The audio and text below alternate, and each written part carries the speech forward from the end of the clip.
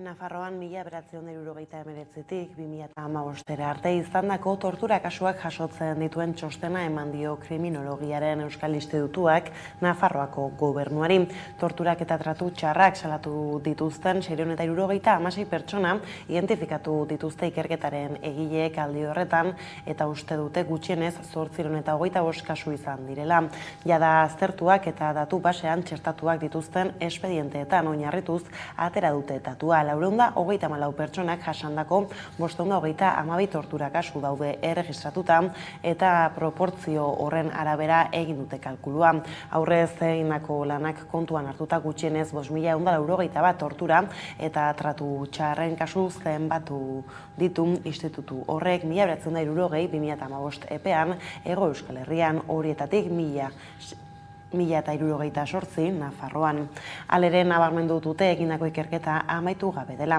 Aztertutako kasuen artean 33 laguni aplikatu diete Nazio Batuen Erakundaren Istanbulgo protokoloa. 13 kasutan propio egin dute ikertzaileek eta beste 20 aurrez egindako ikerketa batzuk baliatu dituzte. Besteak beste, institutu berak Araba, Bizkai eta Gipuzkoako tortura kasuez egindako azterketa.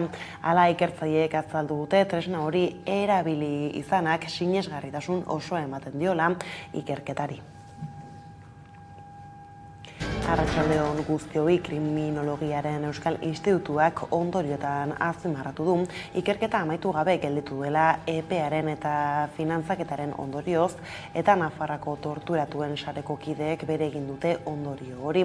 Aztelanaren berri izan eta gutxira ongi etorria egin zion elkarteakaren edukiari, azkenik erantzuna eman zaiolako aspaldiko eskaera bati.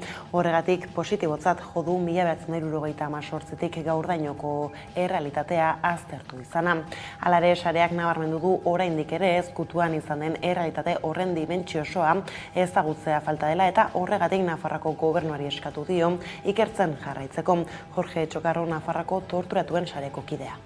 Dokumentazio lana eta ikerketaren lana oraindik egiteke badago, eta bigarren fase batean sartuko ginateke gehiago egiaren inguru horretan pixka sakontzeaz eta rekonozimendua eta reparazioen arloan oraindik pixka gehiago sakontzeaz. Berriro aipatzen dut aurrera pauso bat izan dela eta guretzako oso egun garrantzitsua jakina. Montejurrako Magalean 1976 urtean izaneko istiluetan bilagun hil zituzten Carlos Hugo Borboikoaren aldekoak biak. Orain arte zabaldutako bertsio ofizialak dio anaien arteko liskarra izan zela heriotza horien eragile. Joan den asteburuan Nafarroako prentsan zabaldutako informazioaren eta alderdi karlistak atzo agerraldi batean azaldu zuenaren arabera ordea Espainiatik antolatutako ekintza bat izan zen eta Manuel Fraga Iribarne orduko agintaritza ministroak esku hartu zuen. Helburua alderdi karlistaren ildo progresista zein demokratikoa akitza zen haien arabera. Lázaro Ibáñez, alderdi karlistako idazkari orokorra. El Partido Carlista quiere dejar muy claro que la violencia ejercida para su eliminación, decidida en las más altas instancias del poder y realizada a través de las denominadas cloacas del Estado, ha sido una constante. En estos momentos estamos en condiciones de poder demostrarlo, con documentación muy delicada que implica a 3 ministerios del gobierno Arias Navarro y el rey emérito. Eta erakunde espainolak aipatutan, bada besterik konstituzionaleko 4 magistratu berriek kargua hartu dute aste hasierarekin Juan Carlos Campo, Laura Díez, María Luisa Segoviano eta Cesar Tolosa magistratuek astelehen honetan hartu dituzte karguak konstituzionalaren zati bat berritzeko ekitaldian. Era berean Ricardo Enriquezek hartu ditu presidente lanak behin-behinean. Ekainaren 12tik hain zuzen ere zegoen berritzeke organo hori. Iñigo Aduriz kazetaria aritu da aipatu aldaketaz gaur gurean entzun. Gogoratu beharra dago, bai gainean daukatela PPren abortuaren kontrako elegite hori, baita ere translegearen ingurukoa, eta horrelako gai sozialen ingurukoak ez. Orduan, gehiengo aurrerakoi horrekin, agian lege hauek zilegitasun hori lortu dezaket. Gorenak de Miguel auziko zigor nagusiak berretsi ditu. 12 urteko espetxe zigorra ezarri dio Alfredo de Migueli, 7 urtekoa Otxandianori eta 5koa Telleriari. Bestak beste prebarikazioa eta eroskeria egitea, ondasun publikoak bidegabe erabiltzea, agiriak faltsutzea eta kapitalak zuritzea leporatuta zigortu ditu Eusko Alderdi Jeltzaleko Araba Buru Batzarraren buruzagi. Ohiak Espainiako auzitegi goreneko zigor arloak berretsi egin du Arabako probintzia auzitegiak 2019ko abenduaren 17an de Miguel auzian emandako epaia. Aske zeuden de Miguelen auzian zigor handienak jaso zituzten 5 auzipetuak. Auzitegi gorenean helegitea jarri zutelako Euskal Autonomia Erkidegoan epaitutako ustelkeria kasu handienari buruzko epaia irmoa izan arte. Arabako probintzia auzitegiak 2019ko abenduan eman zuen auziari buruzko epaia. Ustelkeriagatik zigortu zituen epaitutako 26 lagunetatik 15 tartean Alfredo de Miguel, Aitor Telleria eta Koldo Otxandiano. Delitu ugari leporatuta zigortu zituzten. De Miguelek, Telleriak eta Otxandianok jaso zituzten espetxe zigorrik handienetakoak 3 legez kanpoko komisioak kobratzeko sare bat eratu zutela frogatutzat jo baitzuen epaileak. Epaiaren berri izan eta jarraian presazko agerraldia egin du Euskal Herria Bilduk. Entzun jarraian Unai Urruzuno bozeramailea. Ez da kasu isolatu bat, ez da sagarrustel bat otarre batean izan. Uste dugu gauzak egiteko, politika ulertzeko modu oso batetaz ari garela, modus operandi oso batetaz ari garela, eta honek uste dugu behar duela PNV-ren aldetik ere salaketa irmo bat, eta ez orain arte mantendu izan duen epelkerietatik haratago posizionamendu argi bat guzti honekiko. Ekonomia arlora saltuen sindikatuak Madrilgo ministroen kontseiluak iragan abendu amaieran ezagutzera emandako neurrien balorazio gazi-gozoa egin du. Ez du ontzat jo arraina, okela eta jogurta oinarrizko elikagaien zerrendatik kanpo utzi izana. Gainera, bere ustez elikagaien prezioa jaitsi dadin ezinbestekoa da ekoizleak dituen kostuak murriztea eta baserritarrek ekoizpenerako ezinbestekoak dituzten produktuen beza jaistea, hala nola pentsua, erregaiak edo ongarriak. Salatu dute, arlo horretan ere ez dela ezer egin. Inigo Bilbao, sindikatuko kidearekin hitz egin dugu gaiaz eguerdiko magazinean. Ondo dago, enpresaren jaitziera, batik kontsumitzaileentzako, ahalmena, emona izango die, produktuen prezioa jaisteko, baina beste alde batetik, ibako bezaren regimen orokorrean dozen nekazariak, zeinek bez hori aurreratu behar duten urte oso baten, eta horrek tesoreri tentsio nabariak sortuko dira. Ordea urte berriarekin lan gatazkek bera ez dutela egingo iragarri du Igor Arroyo Labeko koordinatzaile nagusiak, batez ere ez daia gertatzen ari delako soldatak KPIaren arabera eguneratu ditzaten lortzea. Antzera, urtarrileko aldapa urten inoiz baino malkartsuagoa izango dela iritzi du Arkaitz Antizar, Komisiones Obrera sindikatuko kideak. Gurean gaur izan da gonbiatu nagusi gisa. Gatazkatsua izango da, lan munduari dagokionez, hemen Euskal Autonomia Erkidego mailan, sektore batzutan aurretik irekita dauzkegun gatazkak jarraitzen dutelako, beste kasu batzuetan aurreko urte amaieran, 2022ko abenduaren 31an hitzarmen kolektibo batzuk iraungitzen zirelako, eta beraz, mahai negoziatzaileak ireki behar direlako. Eta lan gatazkak aipatuta, Bizkaiko metalgintzako protestengatik beste 6 langilek deklaratuko dute epaiaren aurrean. Gaur deklaratu du lehenak Bilboko epaitegietan. Atarian auzipetuari babesa adierazteko protesta egin dute beharginek sektoreko gehiengo sindikalak dituta. Hain zuzen ere, Bizkaiko metalgintzaren gatazkan urte bete baino gehiago luzatu da, eta hitzarmen berriaren negoziazioa blokeatuta dagoela salatu dute sindikatuek. Horregatik, konponbidea aurkitzeko asmoaz, Jaurlaritzaren bitartekaritza eskatu dute, Komisiones Obrerasek, Labek eta UGTek Iratxe Azkue, Lab sindikatuko industria arduraduna. Ertzaintza horrelako impunitatearekin aritzen bada Bizkaiko metaleko gatazketan eta beste gatazketan da atzean erabaki politiko bat dagoelako. erabaki politiko horren helburua da edozein langile borroka kriminalizatzea, eta zentzu horretan PNV eta Enplegu Sailari eskatzen dioguna da alde batetik bertan bera ustea dauden inputazio salaketa eta isun guztiak eta ez heltzea gehiago. Luis Ignacio da Silva Lula Brasilgo presidenteak Jair Bolsonaro azken 4 urteotan herrialdeko estatuburu izandakoari leporatu dio herenegun gertatutakoa. Izan ere ultraeskuineko agintariaren milaka jarraitzaileek herrialdeko kongresuaren presidentetzaren eta auzitegi gorenaren egoitzak hartu zituzten indarrez Brasilian. Gorenak atzo herrialdeko armadari agindu zion desegin ditzala Brasilen dauden kanpamentu bolsonarista guztiak 24 orduko epean. Brasilgo hedabide arabera, kanpamentua desegiteko orduan ez zen istilurik izan eta agenteak ez ziren ondartu Bolsonaroren aldekoen aurka. Hori bai CNN telebista kateak poliziaren iturriak aipatuz jakinarazi zuenez, gutxienez 1200 lagun atxilotu zituzten militarren estatu kolpe bat auspotu nahi zutenen artean. Eren egungo mobilizazioaren arira bestalde 400 bat pertsona hartu zituzten.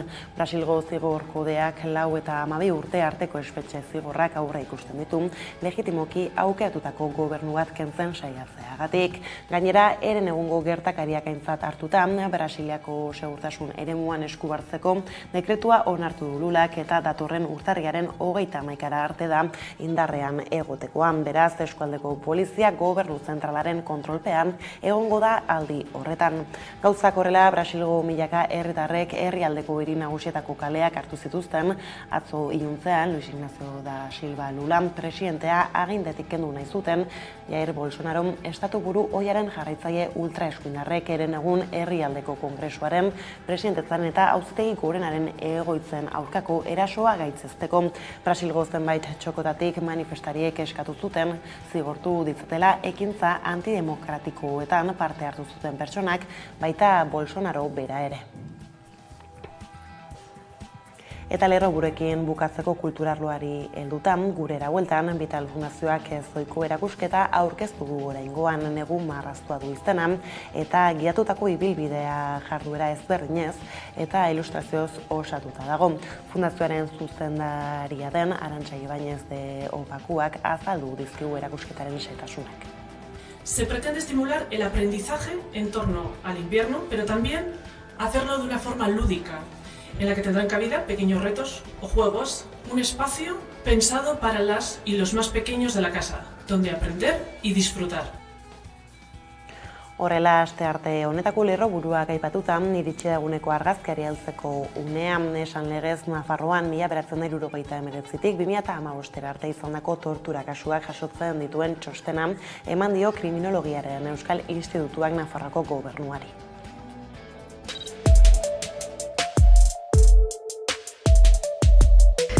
Mila 1979 eta 2015 artean 676 pertsona identifikatu dira foru komunitatean torturak eta bestelako tratu txarrak jasan dituztela salatzen dutenak. Kasu kopurua 825 iritsiko dela kalkulatzen da. Nafarroan ditugun datu berri horiei jarraiki eta Euskal Autonomia Erkidegoan ikertutakoak gehituta, Euskal Herriko tortura kasuen kopurua 5.181 pertsonekoa da gutxienez. Ikerketa horren bidez, azkenean, torturaren aitortzaren inguruan bide bat egiten hasi da. Kopuru izugarriak dira izan arren, torturaren tamaina, dentsitatea eta intentsitatea oraindik ez dira bere osotasunean ezagutzen. Torturaren errealitatea bere osotasunean jaso behar da. Bere ondorio politiko, sozial, kultural, gizatearrak aztertu behar dira. Baita gizarte bezala erreparaziorako bideak ireki ere. Eta jakina ez errepikatzeko bermeak ezarri behar dira. Horregatik, Nafar gobernuari eskatzen diogu bide horretan jarraitzeko. Ordea Nafarro batetik mugitu gabe aipatu dugu ere Montejurrako gertakaria Madrildik sustatu zutela azaldute zenbait agirik. 1976ko maiatzean Jurramendiko karlisten igoeran gertatutako eraso eta hilketen atzean, Fraga erregea eta Arias Navarroren gobernuko zenbait kargu izan ziren erantzule. Halaxe utzi dute agerian alderdi karlistak ezagutzera eman berri dituen dokumentuek. Agiri horien arabera, Manuel Fragak PPren sortzaile eta gobernadore frankistak 5.500 ultra mobilizatu zituen Jurramendin. Ruiz de Gordoa Nafarroako gobernadore zibilaren laguntzarekin eta Juan Carlos erregea ere inplikatua zegoelarik. Esta violencia tenía como objetivo el cortar en seco todo el apoyo popular que estaba recibiendo por entonces el carlismo. Franco hil ondoren karlistek Jurramendira igotzeko kontzentrazioa egin zuten, 76ko maiatzaren 9an hain zuzen ere. Fascista talde baten eraso antolatuak 30 zauritu eta 2 hildako utzi zituen, Ricardo García Pellejero eta Aniano Jiménez Santos. Orain arte ezagututako bertsio ofizialaren arabera karlismoaren bi korronte ezberdinen arteko anaien borroka izan zen. Bertsio ofizialak hala justifikatu eta onartu du 56 urtez Jurramendin gertatutakoa. Baina oraingoz bere anonimotasuna gorde nahi duen iturri batek alderdi karlistari eskainitako txosten eta gutunek agerian utzi dute. Alderdi karlistaren aurkako estatu operazio antolatua izan zela. Finean Arias Navarroren gobernua eta Juan Carlos Borboikoaren monarkia sendotzeko plan baten parte izan zela. Toda esta gentuza tuvo el apoyo económico y logístico del gobierno español, así como de su ejército. Alderdi karlistak Jurramendiko hilketen atzean estatuko aparatuak zeudela frogatu ostean, Pedro Sánchezen gobernuaren erantzukizuna espero dute. Egia aitortu bitartean lehen pausoak Euskal Herria Bilduk eman ditu Madrilen Memoria Demokratikoko ministroa den Felix Bolañosen agerraldia eskatuz kongresuan.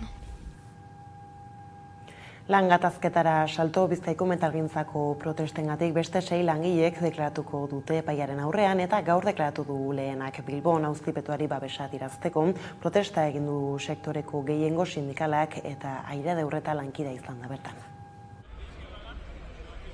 Bizkaiko metalgintzako protestengatik beste 6 langilek deklaratuko dute epaiaren aurrean ertzaintzak jarritako salaketengatik. Asteartean lehenengoaren txanda izan da eta auzipetuari babesa adierazteko protesta egin dute sektoreko gehiengo sindikalak deituta. Bere eskubideen defentsan eta baita Bizkaiko metalgintzako langile guztien eskubideen defentsan borrokatu duela eta zentzu horretan sostengu osoa eman nahi diogu. Azaroan deklaratu zuena aintzat hartuta, orotara 7 langile daude deituta.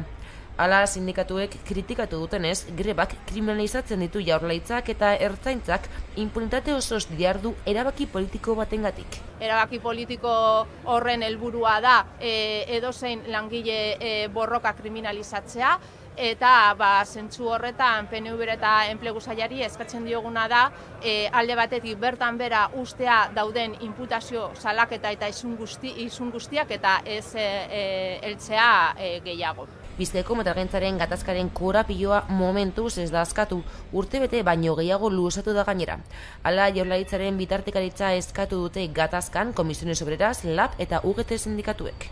11 greba egun eta hainbat protesta ostean, hitzarmen berriaren negoziazioa blokeatuta dagoela salatu dute sindikatuek eta horregatik premiazkoa ikusten dute Lan eta Enplegu Sailak esku hartzea konponbidea aurkitzeko. Eta blokeo horren ostean guk esaten duguna da Eusko Jaurlaritza ardura bat duela eta ardura horri aurre egin behar diola. Sindikatuek diote negoziazioaren alde egiten dutela, bien bitartean berriz patronalak negoziazioa mespresatzen duela. Hala borrokatzen eta mobilizatzen jarraituko dutela argi dute. Hori bai, ez dituzte greba egun gehiago aipatu. Baina ikusteke dago zein bide hartzen duten negoziazioek. Oraingoz patronalak eta sindikatuek ez dute hitzartu berriro biltzeko egunik.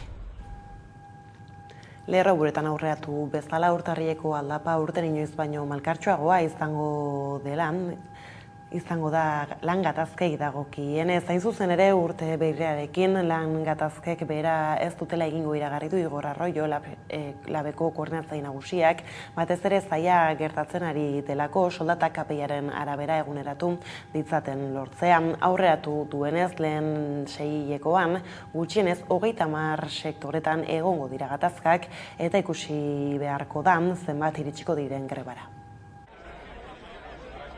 2023an lan gatazkak ez direla gutituko iragarri du Labek. Zehazki lehenengo 6 hilabeteetan 30 sektoretan gatazkak egongo direla deritzo sindikatua abertzaleak. Guk aurreikusten ditugu 30 sektoretan, 30 sektore desberdinetan egongo direla grebak edota mobilizazioak lehen seileko honetan. Izan ere, Labek uste du soldata guztiak gutxienez KPIaren arabera eguneratu beharko lietekela. Bada laberzkotzat jotzen du gutxieneko soldata 1.400 eurora igotzea Hego Euskal Herrian. Ez gara maximo bati buruz hitz egiten ari. Gutxieneko bati buruz hitz egiten ari gara. Egun, 1.000 edo 1.100 euroan finkatzea eztabaidan badago ere, Espainiako gobernuak eskuartean dituen zifrak ez direla egokitzen Hego Euskal Herriko errealitatera ohartarazi du sindikatuak. Horregatik, autogobernuaren eskumenak aztertzea eskatu die Jaurlaritzari eta Nafarroako gobernuari. Alabaina erakundeek enpresen interesei men egiten dietela kritikatu du sindikatuak. Egoera horrela, elkarrizketa zuzena eskatu die Sen eta Confebas patronalei gutxieneko soldata 1.400 euroan esartzeko. Eta Bizkaitik Arabara arreta garraioan jarrita, Salburuako tranbiaren probak hasi dira martxorako martxan izatea aurre ikusita. Obrak amaitutzat eman da, gaur egin dituzte lehenengo probak tranbiak 2,6 kilometroko ibilbidea egingo du, hurrengo 2 hilabetetan Nerea Garzia.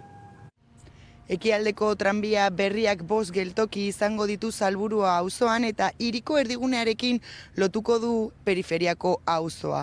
Hurrengo 2 hilabetetan probak egingo dira ia 3 kilometroko ibilbidean. Guztiak izango dira bidaiaririk gabe. Erakundeek adierazi dutenez, aurre ikusten dute martxorako martxan izatea.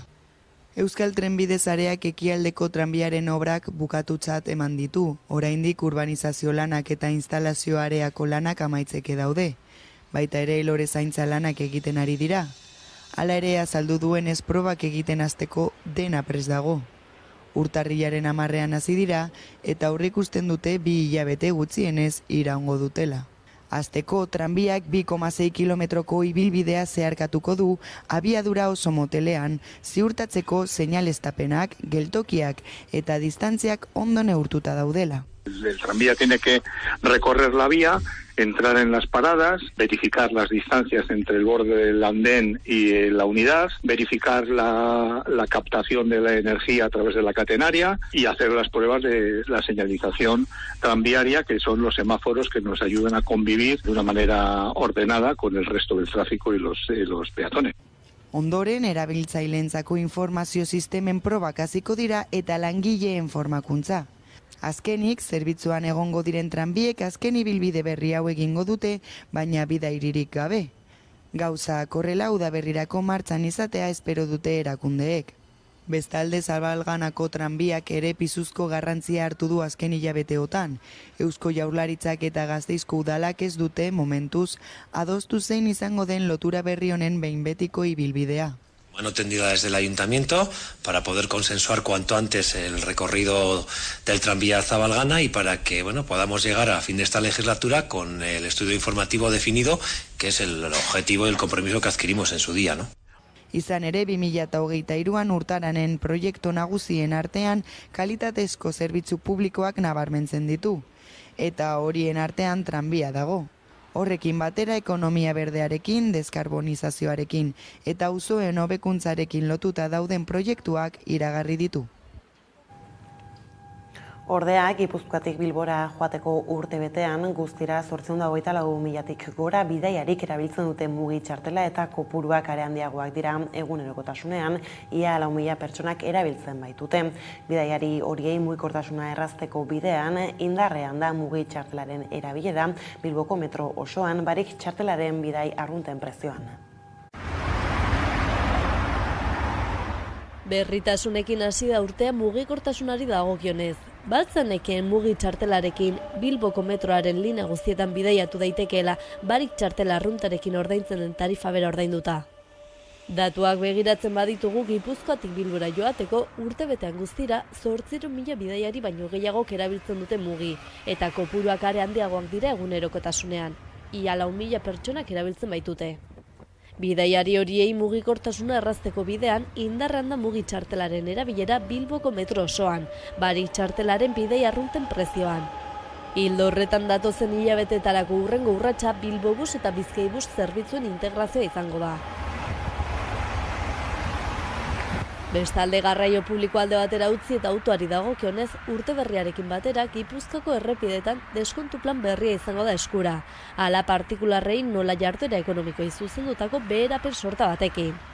Beherapenak ibilgailu arinentzako bidesaria duten AP bat, AP 8 eta A636 errepidetako erabiltzaile guztia aplikatuko zaizkie, jatorria edozein dela ere, Gipuzkoatik kanpoko erabiltzaileek barne. Zehazki ibilgailu arinen erabiltzaile partikularrek deskontu mota ezberdinak izango dituzte. Besteak beste AP batean, AP 8 eta A636an maiztasunaren araberako hileko deskontu progresioa aplikatuko da. Deskontu hori hileko 6 joan etorrietatik aurrera gauzatuko da, 125% deskontutik hasi eta 175%ra iritsi arte. Dena den beti ere gastuaren gehieneko muga 35,25 eurokoa izango da 2023 urtean. Testu inguru honetan aintzanoi Arbide Gipuzkoako bidazpegituretarako diputatuaren arabera, inflazioaren ondorioak eta erregaien prezioaren igoera arintzen lagunduko du plan honek, eta aldi berean mugikortasun jasangarria sustatuko da. Eta gaurko albistegiarekin bukatu aurretik kulturarloko gaiei heldutan, Vital Fundazioak ezohiko erakusketa aurkeztu du oraingoan. Negu marraztua du izena eta gidatutako ibilbidea jarduera ezberdinez eta ilustrazioz osatuta dago. Nerea Garziak azalduko digu. Negu marraztua erakusketa berezia urtarrilaren 29 arte ikusgai izango da Vital Fundazioa erakusketa zentroan. Ibilbide gidatua izango da eta urtaro horrekin zerikusia dute zenbait gune ezagutuko ditugu. Sarrera librea da eta bizitak goizez edo arratsaldez egin ditzakegu asteartetik larunbatera. Vital Fundazioak ezohiko erakusketa aurkeztu du urte berriaren hasierarako. Negu marraztua 7 gunek osatzen dute eta neguarekin loturaztua dute guztiek. Gainera, ibilbide gidatua da eta esploratzaile batek egingo du. Ordu bete inguruko bizita honetan modu ludikoan erronka edo jolas txikien bidez urtaroaren zehetasunak ikasiko dituzte bizitariek. Neguari buruzko partaidetza gune bat sortu dute familientzat eta lehen hezkuntzako ikasleentzat. Ibilbidea jardueraz eta ilustrazioaz osatuta dago eta neguarekin zerikusia duten hainbat gai biltzen ditu. Izan ere, urtaroak bata bestearen atzetik nola igarotzen diren ikusteko aukera eskaintzen du erakusketak, eta horrekin batera, zer gertatzen den basoetan neguan mitologiako baso zorgindua, neguko baratzea, merkatua eta sasoiko elikadura, gertuko ez diren elikagaien bidea, neguan ospatzen diren jaiak edo jantziak, eta etxean hotzetik babesteko moduak. Se pretende estimular el aprendizaje en torno al invierno, pero también hacerlo de una forma lúdica, en la que tendrán cabida pequeños retos o juegos, un espacio pensado para las y los más pequeños de la casa, donde aprender y disfrutar. Negu marraztua ikusentzunezko animazioan, musika konposizioan eta beste sektore batzuetan aritzen diren 15 pertsonak landu dute. Gorka Otsoa de Alda espazio iragankorren eta museoen diseinatzaileak eta ilustratzaileak koordinatu du. Bizitak goizez edo arratsaldez egin daitezke asteartetik larunbatera. Vital Fundazioak lurraldeko ikastetxeentzako bizitak ere eskainiko ditu 27 arte eta 25 pertsoneko taldeetan egingo dira. Bada, honekin iritsi gara albistegiaren bukaerara. Gaurkoan Arkaitz Antizar Komisiones Obreras sindikatuko kidari eguerdian eginiko elkarrizketa berreskatuta agurtuko zaituztegun, urte berriko erronka ekonomikoak izpide hartuta. Beraz, honekin besterik ez zure aldetik hauek izan dira eguerdiak guran gaur utzi dituenak. Guztiak eta gehiago nahi duzuen aldiro 11.eus atarian ondo izan eta bihar arte. Kaixo, gaur Lizarrerri merindadeko hiriburua ezagutuko dugu. 1964 geroztik, Don Ibane Garazirekin senidetuta dagoen Lizarra herria. Bazatuzte? Guazen.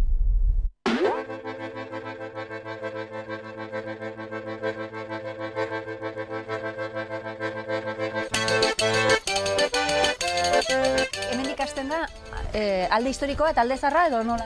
Hemen hasten da Estella, nola izateko. Estella? Desberdinduko dugu Estella eta Lizarra, eta hortik Estella Lizarra, gaur egungo izendapen ofizial.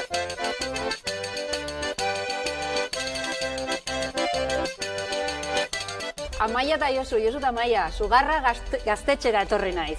Bai, Eta Sugarra gaztetxeak izanen du, bai, historiren bat. Noiz sortzen den edo noiz iristen den Sugarra izatera? Bueno, Lizarreko gaztetxea edo gazte asanblada sortu zen orain dela 26 urte.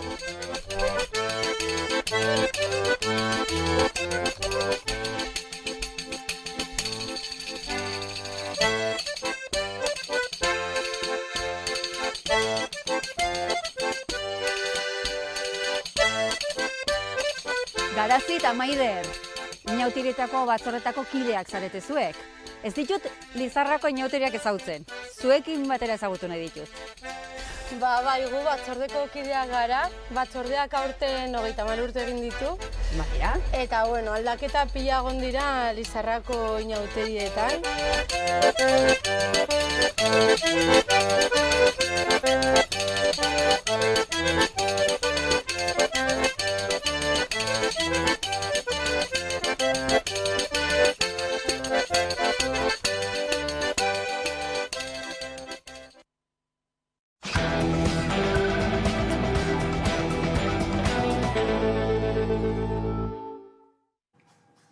Eta egunero bezala, ekingo diogu eguneko elkarrizketari horretarako gaurkoan gurekin daukagu Arkaitz Antizar, Comisiones Obreras sindikatuko kidea da bera, eguerdion, ongitorri. Eguerdion, eskerrik asko. 2023 hasi berritan, zenolako aurreikuspenak egiten dira lan munduan?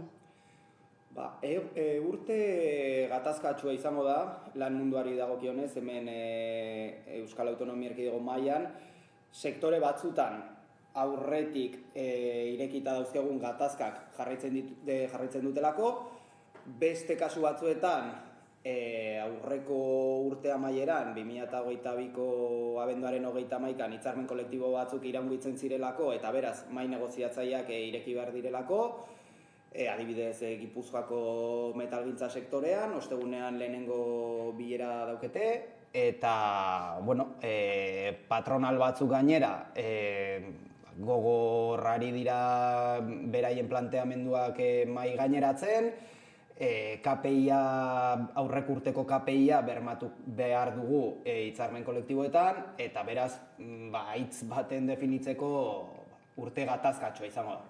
Behin eta berriro salatu izan duzuen blokeo horrek beraz jarraitzen du? Bai, sektore batzuetan, beste batzuetan baino gehiago, esan beharra dago, baino egia da enpresariek, eta datuak hor daude, enpresa handiak batez ere etekinak mantendu edo kasu askotan igotzen ari dira, eta hori ez da islatzen gero langileen poltsikoetan edo langileen soldatetan. Nola, hitzarmen kolektiboen bitartez, ez? Orduan, mahai negoziatzaileetan askotan patronalak mahai gaineratzen dituzten eduki ekonomikoak edo bestelako edukiak, baino eduki ekonomikoak ez dute KPIa bermatzen, eta gu ez gara hortik pasako. Hori da gutxienekoa? Noski, 2022 urtean, esaterako datu bat jartzearren mahai gainean, 22 hitzarmen kolektibo sinauzian Euskadin, Euskal Autonomia Erkidegoan. 22 horietan guztietan KPIa bermatzen zen, modu batera edo bestera. Hau da, KPIa zuzenean bermatuz edo errebisio klausulak, beti aipatu ditugun errebisio klausulak bermatuz. Bizkaiko metalgintzako sektorea da adibidetako bat, zuk ere aipatu duzuna, oraindik ere korapilo askatu gabe dagoena, zer behar da, zer gertatu behar da Araban bestelako negoziazio edo adostasun bat lortzeko? Printzipioz, patronalak edukiak mahai gainean jartzea, hau da, zer esan nahi dut horrekin. Guk argi esan dugu aurreko urteetako KPIa bermatu behar dela. Oraindik patronalak ez digu mahai gainean hori jarri. Gainera, bestelako edukiak, jardunaldi murriztea eta bestelako edukiak mahai gainean jarri ditugu. Gure plataforma gehiengo sindikala duen plataforma, hau da, Comisiones Obreras, LAB eta UGT sindikatuek aurrera planteatu dugun edo aurrera eraman dugun plataforman aldaketak egin ditugu.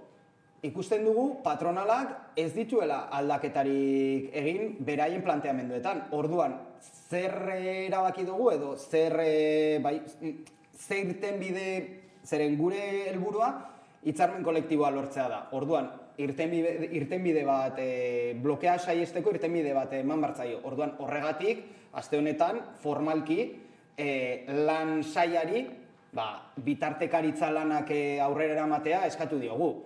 Eta, erantzun baten zain gaude, baino, printzipioz uste dugu aterako dela, eta horrek ez du esan nahi, adibidez, mobilizazioekin edo grebekin etengo dugunik.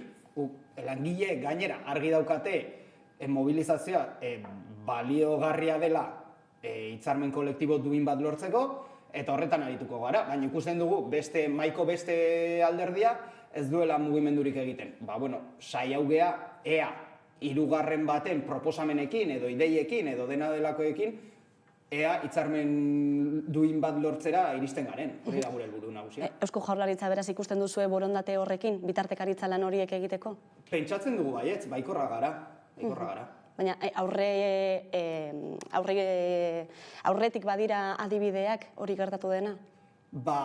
Adibidez, ez hitzarmen sektorialetan, baino bai enpresa hitzarmen batzuetan, aurreko 2021 urtean oso asko entzun zen komunikabideetan eta Tubacexen gatazkan, baita Artiach enpresako gatazkan, gatazka batzuetan azkenean ze gertatzen da. Sindikatuak eta gatazka aurrera eramatea neketsua da.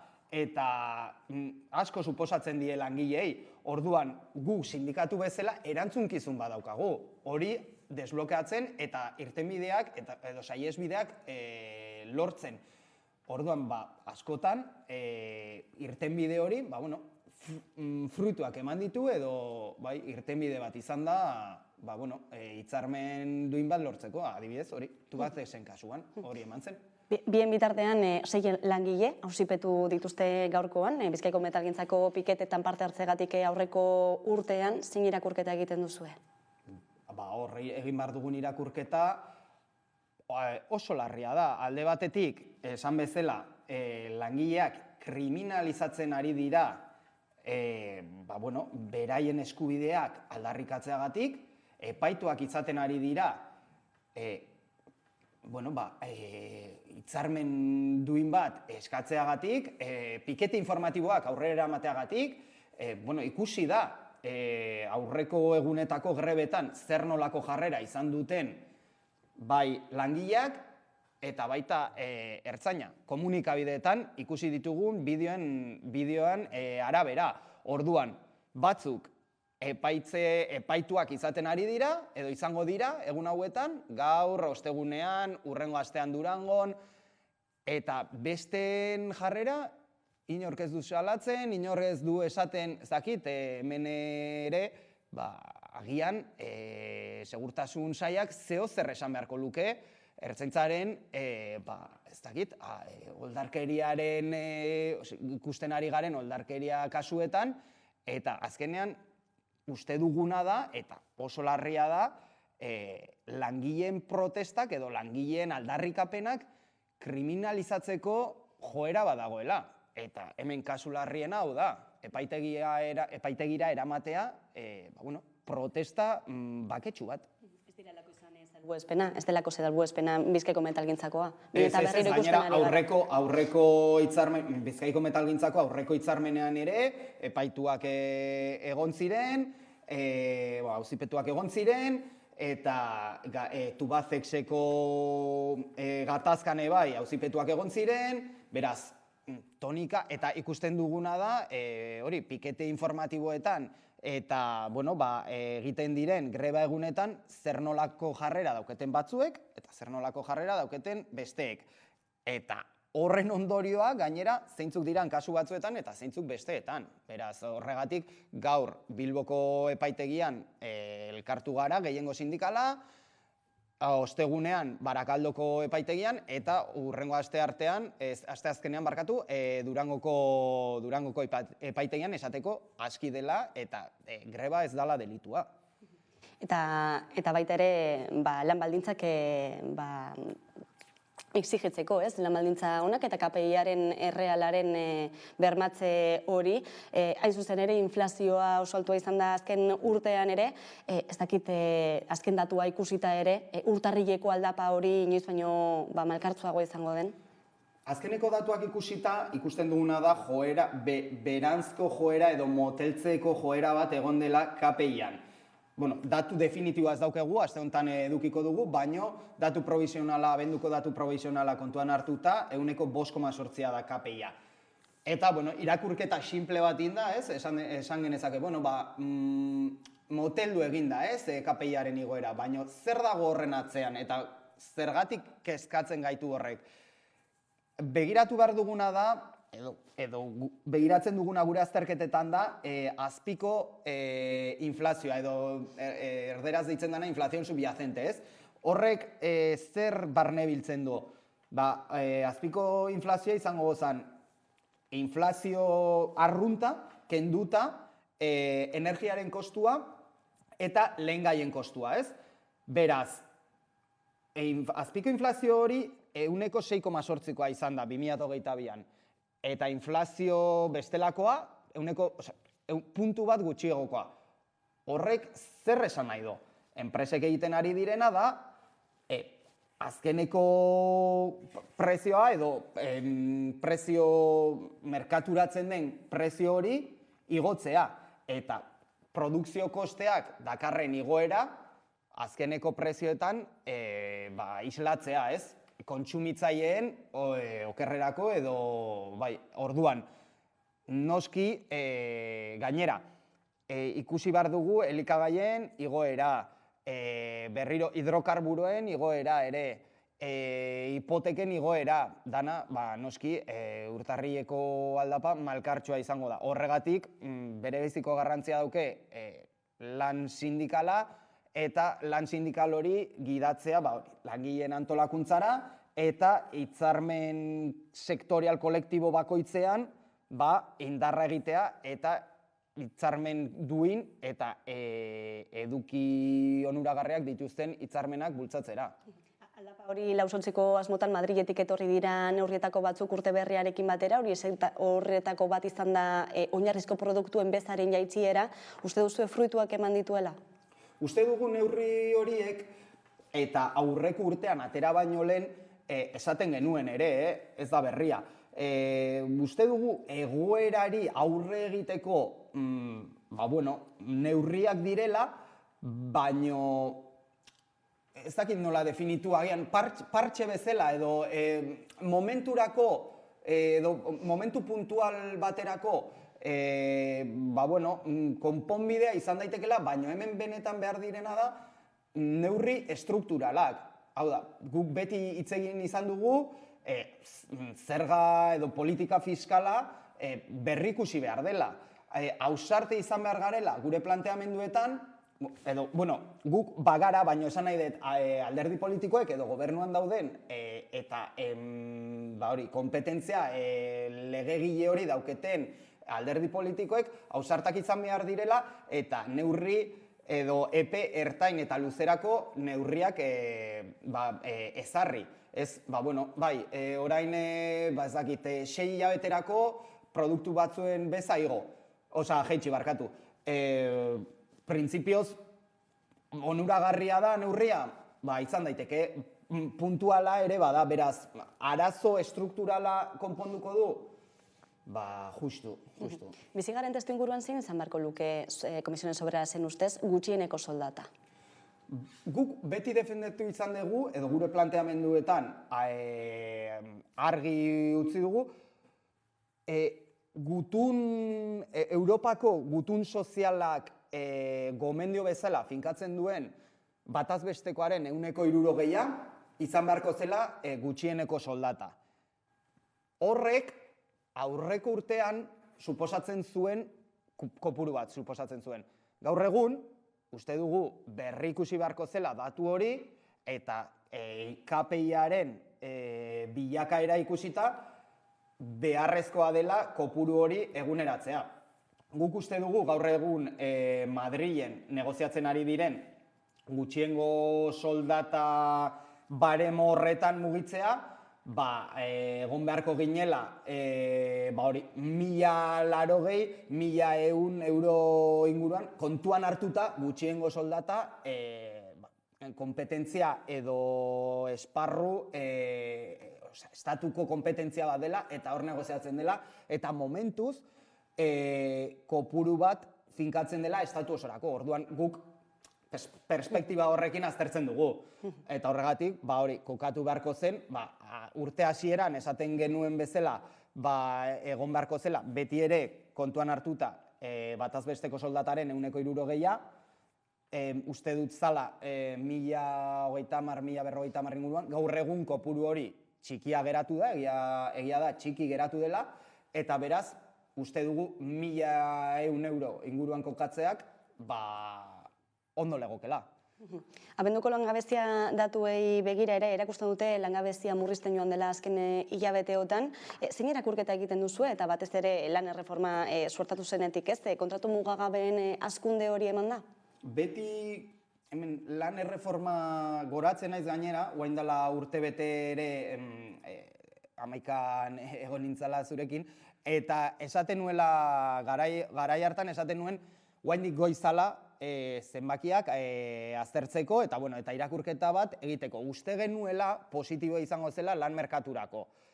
Gaur, urtebeteko perspektiba ikusita eta ze evoluzioa izan duen ikusita, uste dugu argi esan dezakegula lan erreforma positiboa izan dela lan merkatuko edo lan merkatuak zituen akats batzuk edo oker batzuk zuzentzeko. Batez ere nun, behin-behinekotasunean. 2021ko eta 2022ko datuak aztertuta, 2021an kontratu berrien 9% ziren behin-betikoak. 2022an ia 25% da behin-betikoa, 24,5 usteet buruzari naiz. Beraz, hazkundea eta enpleguaren kontsolidazioa eman dela argi dago. Orain, beste fase bat ireki behar dugu eta ikusi zer nolako edo kontratu horiek, esan nahi dut, behin betiko kontratuak dira, baina zer nolako baldintzetan egiten diren kontratu horiek.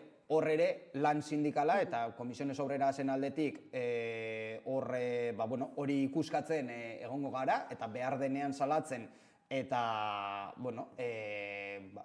kontratu duinak izan behar direla aldarrikatzen. Baina lan erreforma fruituak eman dituela, edo fruituak esan beharrean, lan merkatuak zituen oker horiek zuzendu dituela, uste dut datuak hor daudela. Gero, datuak kuestionatu edo nahi baditugu, baina datuak dira. Zirriketu batzuk ere egon direlako, aipatu duzun bezala, ez? Esaterako baldizkako kontratu finkoak egitearena, edota 6 hilabeteko proba epe horren amaitu aurretik langileak kaleratzea, ez? Horretan ere, orain izango da lan egitaren beharra. Hori da. Lehen ere, lan erreforma baino lehen ere, zegoen legeriarekin iruzurrak egiten ziren. Enpresak iruzurrak egiten zituzten kontratazioan. Orain, zer egin dugu? Iruzur horien bidea estutu. Horrek ez du esan nahi, ez gara inozoak, eta ez du esan nahi iruzurra edo kontratazio batzuk lege iruzurrean egiten direla. Horretarako, edo hori da gure lana. Horiek detektatzea eta horiei aurre egitea epaitegietan eta baldintzako behin-betiko kontratuetan eta baita proba epe horietan iruzurra baldin badago, noski salatu egingo ditugu eta epaitegietara eraman. Zer gertatuko da pentsioekin 2023 urtean, aurreko urtearen amaieran onartuta edo adostuta izan beharko luketelako, baina oraindik ere ontzen ari direlako, zenolako doinuak datoz Madriletik? Zer gertatuko da pentsioekin aurten? Printzipioz ez, lehendabizi 8,5% igoko direla. Uste dut hori berri ona dela, ni pentsionista ez naiz, baina pentsionista batzuk ezagutzen ditut, eta uste dut posteko modukoa delako. Ze alternatiba edo lehen zegoena zertzan, 0,25 igoera. Beraz, pentsioen erreformako lehen atal horrekin eta igoera batazbesteko KPI-arekin lotuz, lortu dugu pentsioak aurten 0,8 igotzea. Gero, jasangarritasun faktorea derogatzea bai. Horrek zer suposatzen zuen? Batez ere, gazteenak, geroz eta aurrerago denboran, aurrerago joan ahala, pentsioen kopurua murrizten joaten zen. Bizitza itxaropenaren bitartez, kalkulo bat egiten zen, eta hori derogatu egin dugu. Eta, beraz, lortu dugu KPI-aren arabera, batazbesteko KPI-aren araberako igoera izatea pentsioetan, eta jasangarritasun faktorea deusestatzea edo derogatzea.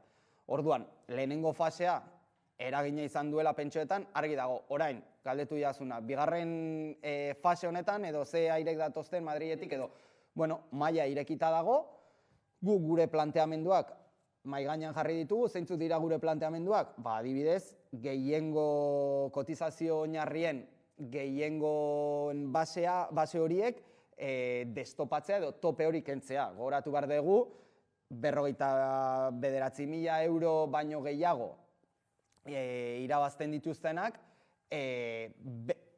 hortik aurrera portzentaia kentzen dan edo kontribuitzen dan portzentaia berdina dela. Eta uste dugu sistemarako eta langileen langileentzako ere justiziazkoa ez dela. Orduan, momentu honetan negoziazioetan dago, elkarrizketa sozialeko maila, pentsioen alorrekoa, irekita dago eta ikus dezagun. Azken egunotako berria ere izan da, Comisiones Obreras sindikatuaren elegite bati jarraiki, EAeko auzitegi nagusiak ebatzi duela, ezingo zaizkiela azpikontratatuei funtzionarioen euskara eskakizunak ezarri. Nondik dator elegite hori jartzeko autua?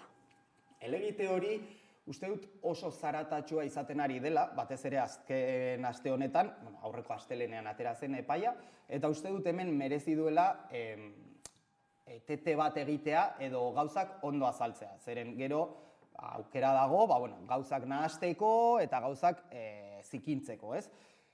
Nondik dator Barakaldoko auzi honen edo sententzia honen muina? Barakaldoko udalak pliegu batzuk ateratzen ditu, esan dezun bezala, kultura departamentuko alor batzuk sustatzeko edo bertan lan egiteko. Hori, udal askok bezala, pliego publiko edo lizitazio publikoaren bitartez egiten du. Guk pliego horiek aztertzen ditugu eta ikusten duguna da profil linguistikoen dekretu bat dago, gaur egun indarrean. Eta hori, administrazio publiko guztiek errespetatu behar dute dekretu hori. Dekretu horrek zer esaten du? Alde batetik,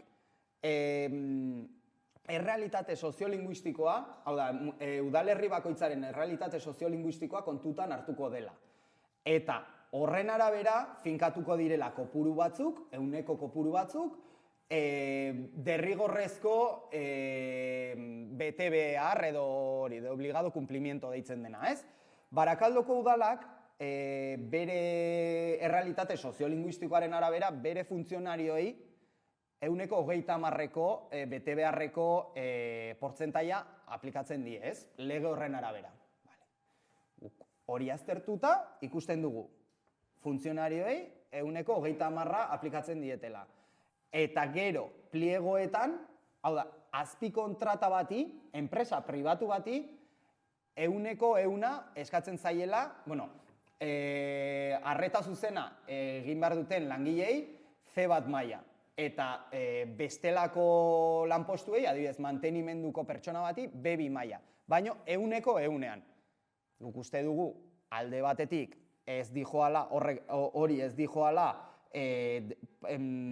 profil linguistikoen dekretuaren arabera, eta bestetik, langileen arteko desoreka bat ematen dela, langile publiko edo administrazio publikoko langileak eta enpresa pribatuko langileen artean. Zergatik, Administrazio publikoko langileek, kasu honetan, liberazio batzuk dauzkete, laguntza batzuk dauzkete, formakuntza batzuk dauzkete, euskera ikasteko eta euskaldunizazio prozesu hori aurrera eramateko. Horrekin guztiz ados gaude eta gainera, Barakaldoko kasuan, esaterako, 80. hamarkadatik aurrera, Comisiones Obreras mahai gainean jarri du behin baino gehiagotan euskaldunizazio prozesu hori aurrera eraman behar dela. Eta proposamenak egin ditugu, gure publikazioa daukegu eraiki izena duena, nahi duenak irakur dezakeela, uste dudalako interesgarria dela, eta hor esaten da zein izan beharko zan, edo guretzako bidea enpresa pribatua euskaldunizatzeko ere ze pauso jarraitu beharko ziren, edo zeintzuk dira gure proposamenak. Administrazio publikoan bezalako baldintzak finkatu. Eta bukatzeko, Donostiko udalak pliego batzuk atera ditu etxez etxeko laguntza zerbitzurako. Pliego horien 55. Orrialdea irakurriz gero, horra azaltzen da euskaldunizazio prozesu bat emango dela subrogatzen diren langileentzako. Hau da, lehen akreditatuta ez zeuketen profila, akreditatuta ez zeuketen langileek orain enpresa berri bat sartzen baldin bada eta B2 maila eskatzen baldin badie etxez etxeko laguntza zerbitzuko langile horiei, epe bat emango zaie eta formatu egingo zaie enpresaren aldetik hori oso garrantzitsua da, zeren bai denbora eta bai dirua enpresa jarriko do eta ez langileak, euskalduntze hori aurrera eramateko. Orduan, pliego hori guretzako eredugarria da, eta hori ez dugu salatuko. Barakaldoko aldiz, uste dugu ez dala euskalduntzeko edo euskaldunizazio prozesu egoki bat aurrera eramateko bidea. Eta horregatik, inpugnatu ditugu pliego horiek. Baina ez duzue uste ebazpen honek urratzen dituela herritarren hizkuntza eskubideak? Uste dugu hizkuntza eskubideak ez direla urratzen, zeren hemen egiten dena da hizkuntza eskubideak errespetatuak izan dadin, berriro diot, errealitate soziolinguistikoa kontuan hartu behar da. Eta hemen eskatzen dena alde batetik enpresa pribatuko langile batzuei da 100% B2 baino gehiagoko maila izatea, lan egiteko. Bestela, irtenbidea zein da? Kaleratzea. Inorrek ez du hori esaten, baina irtenbidea zein da, langile horiek kaleratzea. Batzuek agian, ez zai inportako, edo esango dute, hori dala bidea, ezakit. Guk horrekin ez gaude ados. Eta uste dugu, administrazio publikoan portzentai batzu finkatzea, eta gero, enpresa pribatuetan beste batzu finkatzea, handiagoak gainera, formakuntza eman gabe edo ez dagoela baldintza berdintasunik. Eta hori da uste duguna ezin dela kolokan jarri. Euskara ikasteko aukerak desberdinak izango balira, testigurua ere desberdina izango litzateke? Noski, aipatu dizuten ereduan, Donostiko ereduan, pliegoetan argi azaltzen da. Enpresek formakuntza prozesu horiek bai ekonomikoki eta bai denboraldetik finantzatuko dituzela. Eta hori uste dugu, eta sindikatuak egiten duen proposamenetan, udaletxetan, aldundietan eta bar, proposamen horiekin ados gaude. Eta hori uste dugu dala bidea. Eta horregatik, Donostiako udaletxeko pliegu horiekin, etxez etxeko laguntza zerbitzuko pliegu horiekin guztiz ados. Eta aurrera. Baina, gauzak egiteko eta testu inguru desberdinak daudenez, batzuetan alde batera eta beste batzuetan bestera joko dugu, baina hori da argi utzi nahi dudana. Zaratandia sortu duen gaia bada, zuk ere aipatu duzu, suposatzen dugu ikusi duzuela, zelako zurrunbiloa sortu den batez ere sare sozialetan, horrelakoetan ere gertatzen dena, kritika ugari, Euskalgintzaren Kontseilutik ere, Euskararen aurkako erasotzat hartu dutelako ebazpen hau, ez delako ez da ere lehenengo aldia, horrelako salaketak egiten dituzuela, nola hartzen dituzue horrelako erantzunak eta horrelako kritikak? Bueno, batzuetan badakigu herri honetan